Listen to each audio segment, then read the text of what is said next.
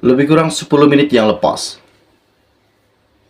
Di dalam media ini berkata, Timbalan Perdana Menteri Ahmad Zahid Hamidi telah mengemukakan representasi kepada Jabatan Peguam Negara iaitu AGC untuk menggugurkan 47 pertuduhan iaitu pecah amanah, rasuah dan pengubahan wang haram yang membabitkan Yayasan Akal Budi YAB yang dihadapi beliau iaitu Ahmad Zahid Hamidi selaku Timbalan Perdana Menteri 1 Kerajaan Perpaduan Anwar Ibrahim.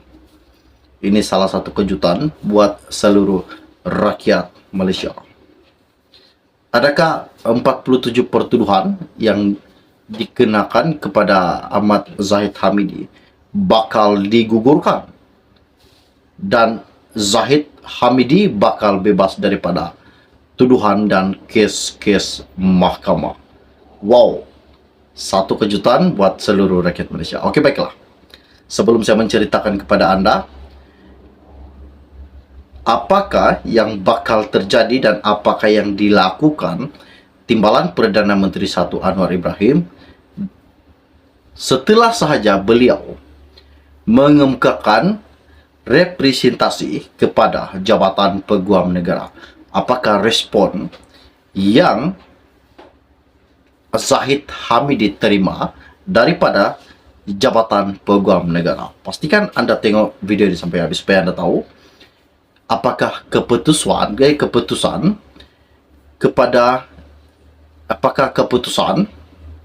Jabatan Peguam Negara berkaitan dengan penghantaran dan Zahid Hamidi telah mengemukakan representasi kepada Jabatan Peguam Negara iaitu AGC. Pastikan tengok video ini sampai habis. Okey, baiklah. Sebelum saya meneruskan isu yang tergempar ini, mohon kiranya pertimbangkan. Tolong tekan butang subscribe dan sharekan video ini. Baru-baru ini di dalam media ini mengatakan Peguam Zahid iaitu Hamidi Muhammad Noor yang juga selaku Peguam Ahmad Zahid Hamidi telah pun memohon Hakim Mahkamah Tinggi Colin Lawrence Square yang kini Hakim Mahkamah Rayuan untuk menangguhkan prosiding sementara menunggu keputusan Peguam Negara Idrus Harun berhubung representasi tersebut. Apa yang dikatakan Peguam Ahmad Zahid? Beliau telah menulis surat representasi pada Januari dan beliau telah menghantar kesinambungan dan representasi baru dengan beberapa fakta dan bukti baru berhubung pertuduhan kepada AGC pada Februari lalu. Katanya, pendakwaan telah menjawab mereka tidak mempunyai bantahan untuk menangguhkan perbicaraan bagi pihak mereka memandangkan representasi itu mempunyai 200 halaman dan mereka memerlukan masa untuk mempertimbangkannya lagi.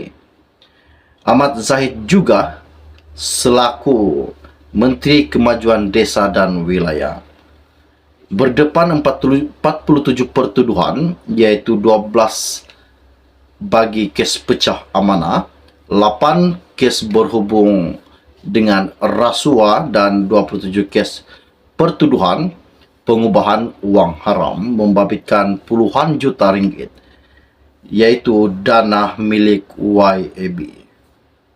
Sementara itu juga Timbalan Pendakwa Raya Abdul Malik Ayub berkata dia mendapat arahan daripada Idrus untuk tidak membantah permohonan penangguhan perbicaraan kes tersebut.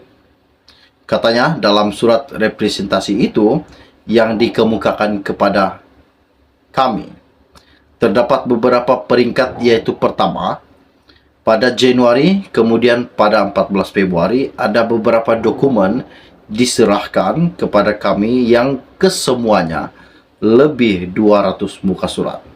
Selepas meneliti representasi yang panjang lebar dan mengandungi isu kompleks.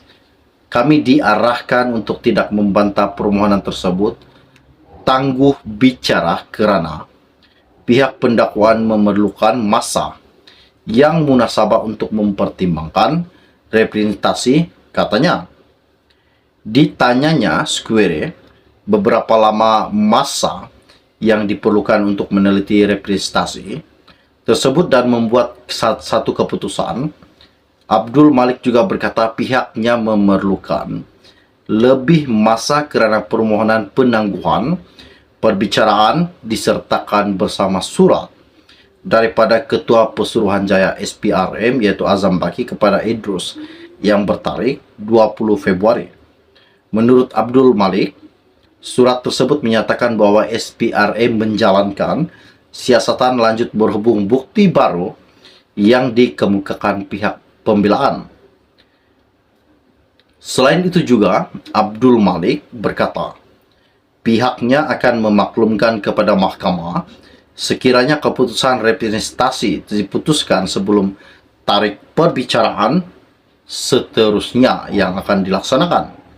Hamidi kemudian juga berkata, pihaknya memohon perbicaraan selama 16 hari itu pada April hingga Julai yang telah ditetapkan sebelum ini dilapangkan sementara menunggu maklum balas daripada Peguam Negara terhadap representasi tersebut.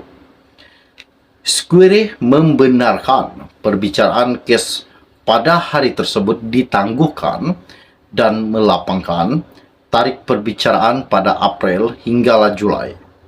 Mahkamah juga mengekalkan tarikh perbicaraan pada Ogos iaitu 1 hingga 3, 7 hingga 10 dan 21 hingga 24, manakala tarikh baru perbicaraan ditetapkan pada 4 hingga 8 September, 30 dan 31 Oktober, November pada 13 hingga 17 dan 20 hingga 24, manakala Disember pada 11 hingga 15. Ahmad Zahid yang berpakaian suit hitam tiba di mahkamah pada jam 9 pagi tadi. Perbicaraan kini di peringkat pembelaan. Pihak pembelaan setakat ini telah memanggil 6 saksi termasuk Ahmad Zahid sendiri untuk memberikan keterangan.